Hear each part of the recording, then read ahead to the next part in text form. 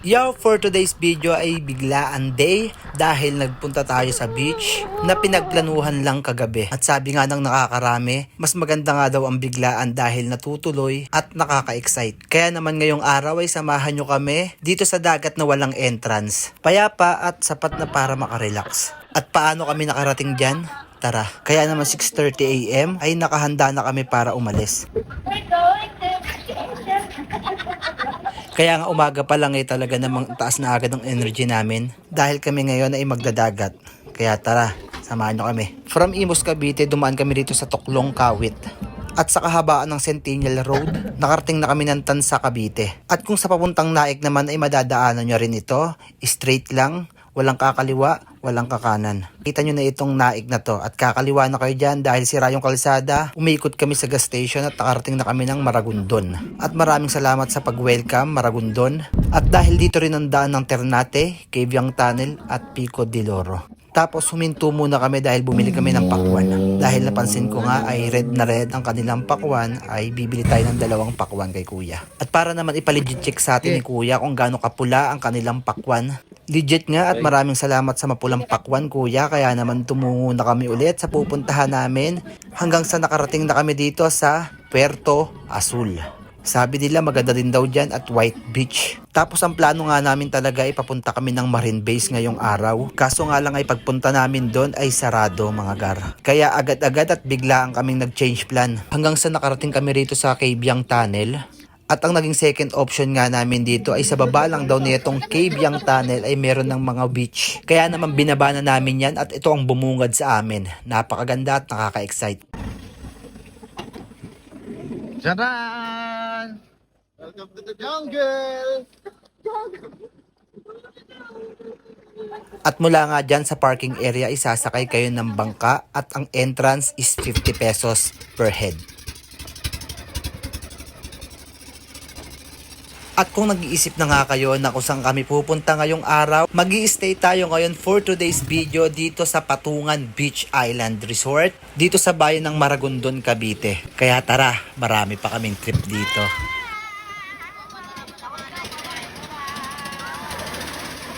Meron sila ritong pang remembrance na picture taking na pa-welcome ng Patungan Beach. At bago ang lahat, nagparikit na ng uling ang kuya ko. Kaya ayun, shoutout sa'yo tol, Melvin Buen Consejo. Meron tayong iniinit dyan na beef broccoli at chicken afritada. At kasama rin natin dyan si Brian Abuca, yo, shoutout sa'yo. Habang naghihiwa ng sibuyas at bawang. At mag-iihaw na rin tayo dyan ng hotdog mga gar. At si Kuya Dep Salano naman ang bahala dyan sa hotdog natin mga gar. At syempre habang nag-iihaw tayo ng hotdog ay nagisa na rin ang kuya ko ng sibuyas bawang para sa ating lechon. Lechon na galing sa binyagan. At titimplahan nga ni Kuya Ivan yan ng pang lechon paksiw. Tubo! Bang! At habang enjoy na enjoy ang mga pamangkin ko sa ice cream ay nagpictura naman sa ilalim ng araw. At balik nga tayo sa niluluto ng kuya ko na lechon paksiw.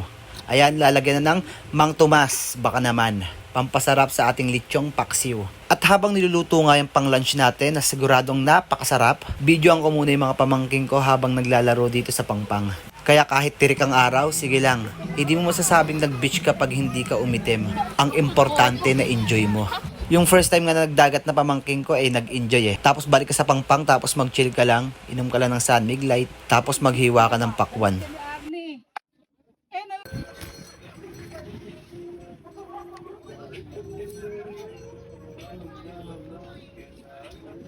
Katanghalian nga rito ay ang lakas ng hangin tapos mag-chill lang tayo ng mga geng-geng. Habang sa kabila naman ay naglalaro yung mga pamangking ko dito sa ilalim ng puno ng nyog habang malilim. At ang tawag nga raw sa laro nila na yan ay tabunan mo ko. At kung sino yung taya, si Akihiro. Shoutout na din sa kuya ko, Sir Manu at kay Kuya Bajonski. Tapos bumili akong kwintas na pang remembrance. Nag-ihaw na rin kami ng mga malalaking dry pusit. Tapos meron kayong sukang pinakurat na napakaraming sili. Sheesh! Tapos habang nasa ilalim ka ng puno ng nyog, tapos mahangin. Habang nag-shot na nga kami dito ng mga geng-geng ng Sunmig Apple at Red Doors. Habang nasa kabila, yung pamangkin ko si Akihiro, ayan nag-model. Model ng seaweeds. Habang nakatitig nga ako dito ay naisip kong magbihis na para ako naman ang mag-i-enjoy dito sa dagat ng Patungan Beach. Ayan Gar, ayan yung buhangin sa kanila. Pino, at kung maarte ka at hanap mo ay White Beach, hindi para sa itong bidyong to. Sa may gusto ng trip ko ngayong araw, samahan nyo ako sa trippings na bigla ang plano. Tara! Sinubukan ko nga dito sa ilalim ng tubig at magpalutang-lutang sa alon at mag-try sumisid sa 10 feet. At dahil sabi high tide, kaya ganito yung kulay ng pangpang. Nabubulabog yung pangpang sa lakas ng alon. At dahil nga hindi to White Beach, syempre, pero may enjoy mo sa patalon-talon, sabay sisid sa ilalim ay malamig, hindi mo talaga maiisip na sobrang init ngayon. Tapos tamang sabay ka lang sa alon, kasama ko ang mga geng-geng, mapapasabi ka ng sarap ng bigla ang plano. Hanggang sa naisip ko na umakyat ako ng bangka. Pag-akyat ko, ito yung view at kasama ko yung mga pamangking kong makukulit. James, si J-Bean at si Akihiro. After nyan, it's already 4:30 PM at nag-pack up na kami mga gar dahil ang plano ay day tour lang at meron dyan unggoy. Yan mga gar, alaga. At ayun na nga mga gar, uwian time na. It's already 5 PM. At kung kanina mo pa nga ito pinapanood na bidyong to, maraming salamat. At kung bago ka lang sa page ko, please follow and like Jan TV for more videos. Salamat. Sheesh!